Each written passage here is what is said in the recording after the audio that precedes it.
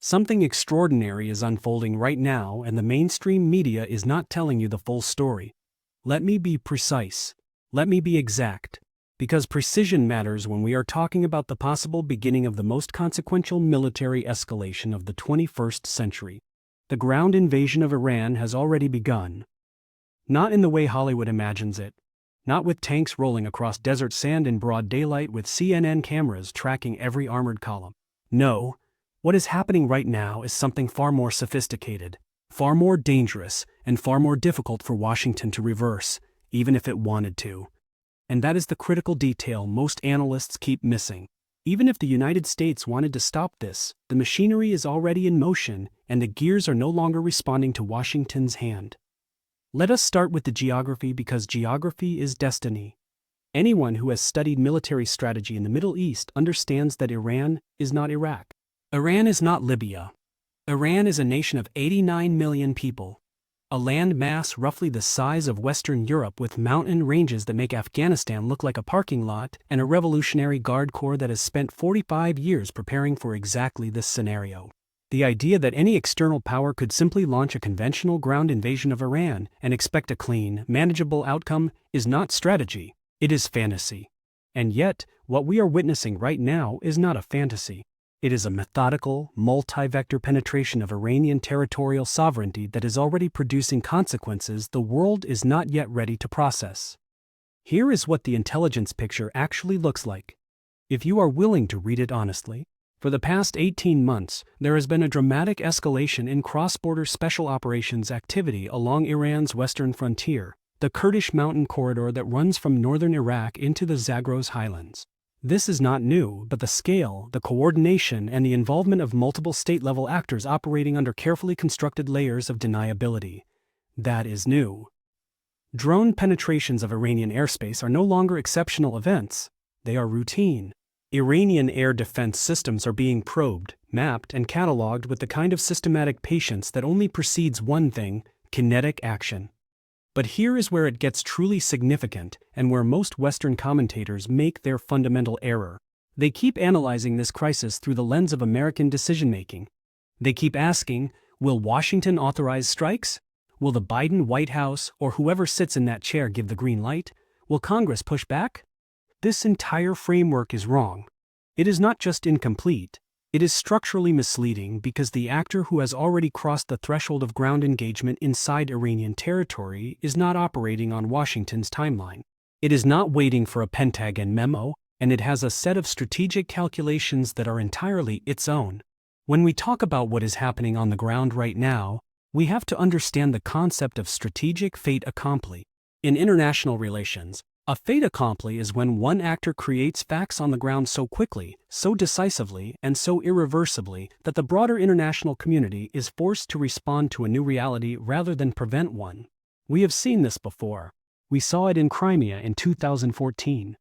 We saw it in the South China Sea across a decade of island building. We are seeing it now along Iran's borders, except this time the speed of escalation is compressing what would normally take years into a matter of months. The United States finds itself in a position it has not occupied since the early days of the Korean War.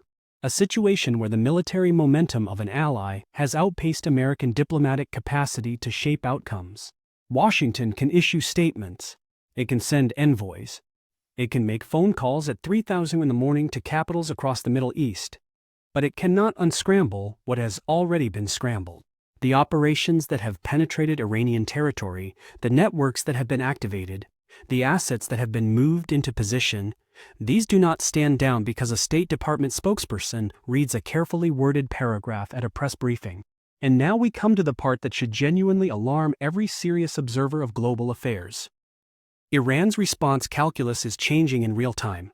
For years, Tehran operated under a doctrine of strategic patience. The belief that absorbing pain at the edges, calibrating retaliation carefully, and avoiding direct confrontation with the United States was the path to long-term survival. That doctrine appears to be fracturing. When a state perceives that its territorial integrity has already been violated, not threatened, not warned against, but actually violated, the internal political pressure to respond shifts dramatically. The moderating voices inside the Iranian system, The technocrats and diplomats who counsel-settled restraint are losing ground to a military establishment that is pointing to maps and saying, "Look at what patience has cost us." This is how regional wars begin. Not with declarations, not with formal ultimatums delivered through ambassadors in pressed suits. They begin with a cascade of decisions, each one appearing locally rational, each one a response to what just happened, until the system as a whole tips into something no individual actor fully chose and no individual actor can fully stop. The American strategic position in this moment is genuinely precarious, and I want to explain precisely why.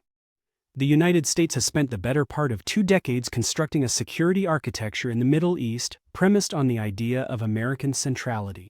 The notion that Washington is the indispensable actor, the ultimate arbiter, the power whose approval or disapproval shapes the behavior of all other players. That architecture is not collapsing, it is being bypassed. There is a crucial difference. When an architecture collapses, everyone can see the rubble. When it is bypassed, the facade remains intact while the actual flow of power and decision-making routes around it. American officials can still hold press conferences. American diplomats can still shuttle between capitals. American carrier groups can still sail through the Strait of Hormuz.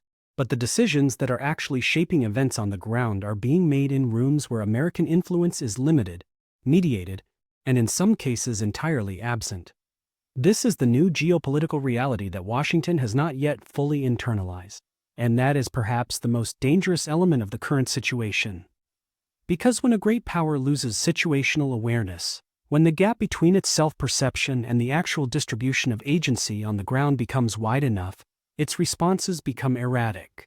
It either overreacts, deploying overwhelming force in ways that escalate rather than stabilize, or it underreacts, sending signals of weakness that embolden exactly the actors it is trying to constrain. Both failure modes are dangerous. Both are currently live possibilities. Let me tell you what the next 90 days will reveal. If Iranian military and security forces begin conducting retaliatory operations that cross previously observed thresholds, if the geography of conflict starts expanding rather than contracting, then we will know that Tehran has made a fundamental strategic reassessment.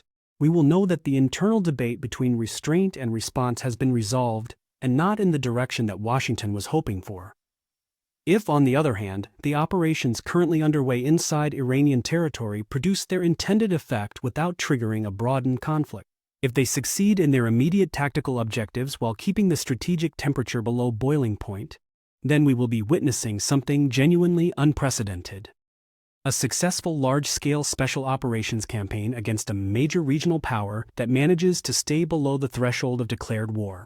Both outcomes have profound implications. Both outcomes reshape the Middle East in ways that will last for decades. But here is the uncomfortable truth that no one in official Washington wants to say out loud. The United States is no longer the author of this story. It is a character in it.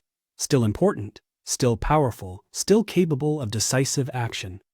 But the plot is being written by forces that are operating with their own imperatives, their own timelines, and their own definitions of acceptable risk. American power in the Middle East has not disappeared, but it has been fundamentally relativized. And in a region where perception of power is itself a form of power, that relativization has consequences that ripple through every alliance, every deterrence calculation, every back-channel negotiation currently underway. What you are watching right now in real time is the reconfiguration of the Middle Eastern security order. It is not clean. It is not linear. It does not follow the models taught in international relations seminars at Georgetown or the Kennedy School. It is messy. It is fast. And it is driven by actors who have decided that the post-Cold War rules of the game no longer apply, if they ever truly did.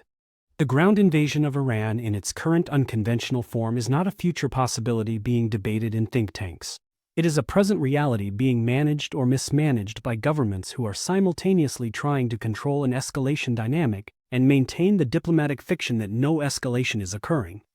History will record this moment. The only question is what it will say about those who were watching and chose to look.